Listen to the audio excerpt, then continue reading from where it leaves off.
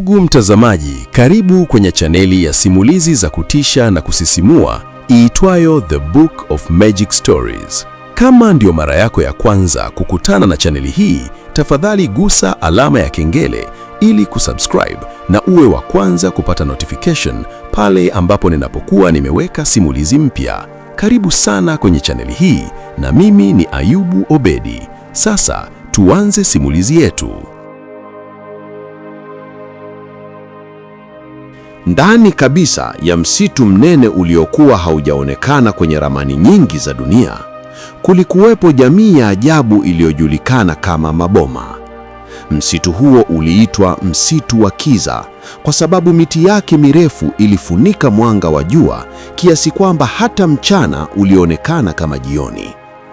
Ukungu mzito ulitanda karibu kila siku na sauti za ndege, nyani na wanyama wakubwa zilichanganyika na upepo uliopita katikati ya majani makavu.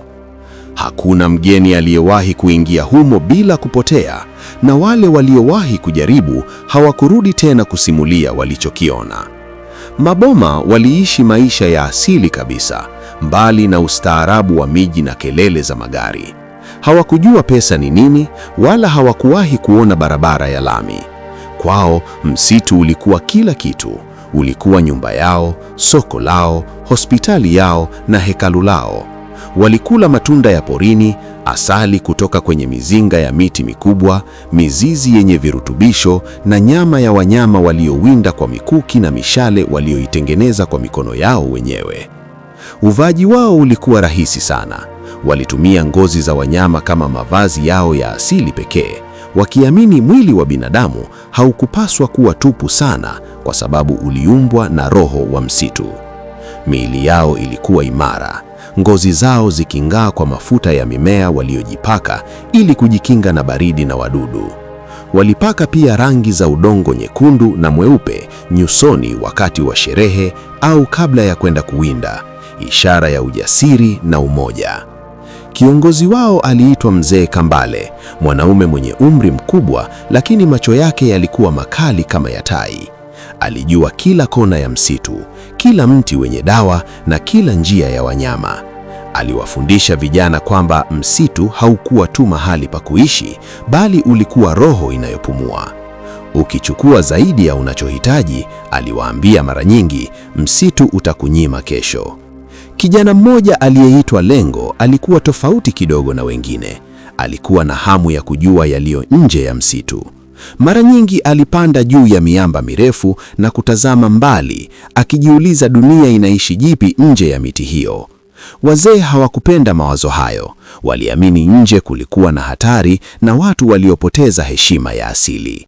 Siku moja, wakati wa alfajiri yenye ukungu, kundi la wawindaji wakiongozwa na Lengo lilifuata nyayo za swala mkubwa.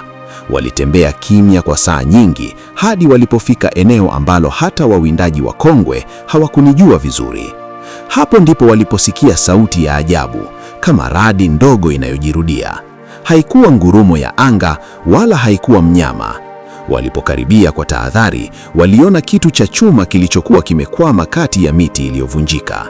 Kilikuwa mabaki ya helikopta iliyokuwa imeanguka.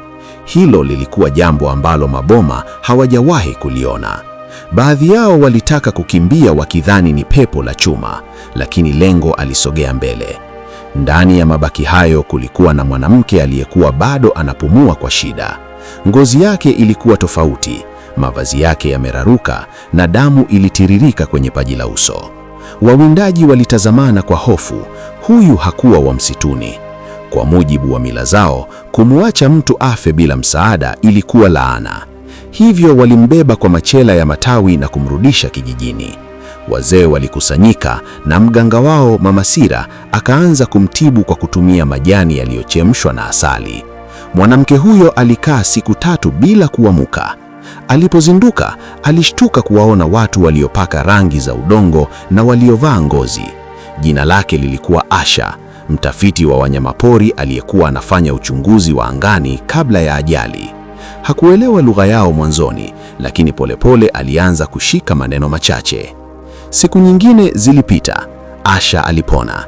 Alishangazwa na jinsi Maboma walivyoishi kwa amani bila tamaa.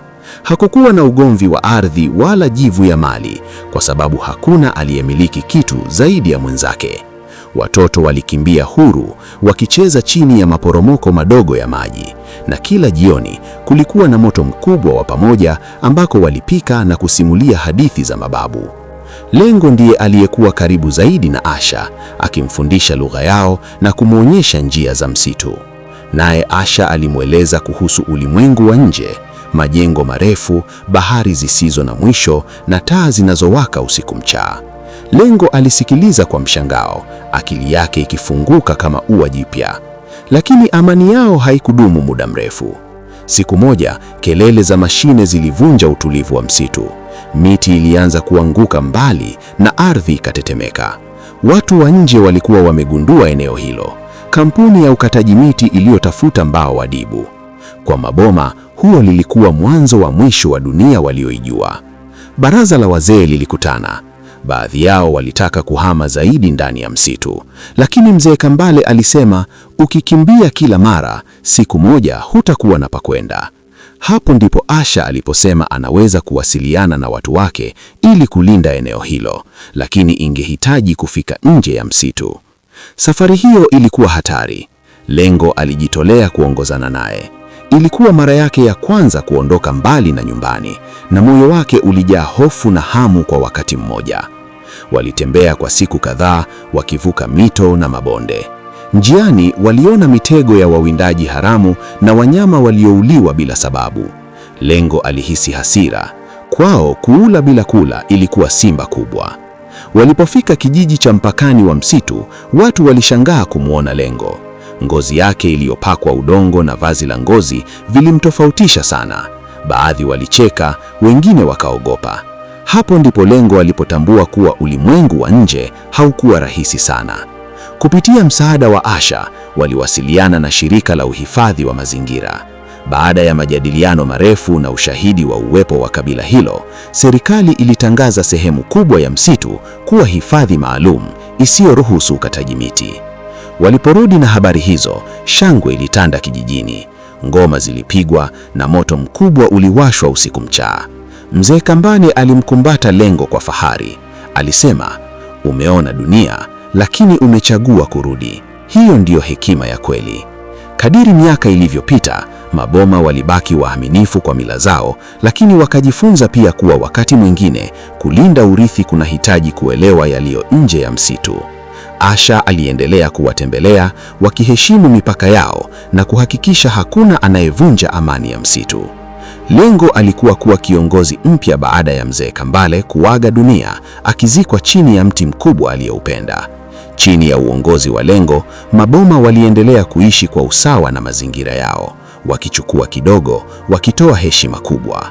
Na kila alfajiri, mwanga wa jua ulipopenyeza katikati ya matawi, sauti za maboma zilichanganyika na sauti za msitu, zikithibitisha kwamba bado kulikuwa na sehemu duniani ambapo binadamu na asili waliishi kama kitu kimoja, mahali ambapo maisha hayakupimwa kwa mali, bali kwa pumzi, ardhi na umoja.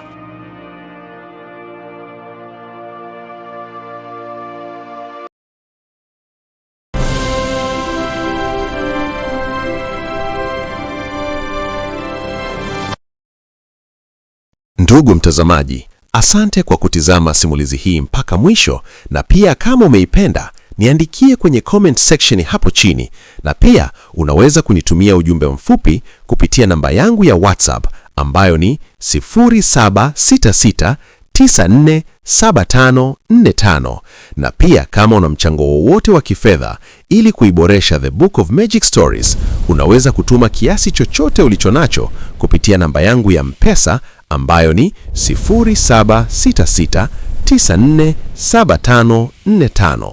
Jina langu naitwa Ayubu Obedi. Tukutane katika simulizi zifuatazo. Asante na kwa heri mpaka wakati mwingine tena.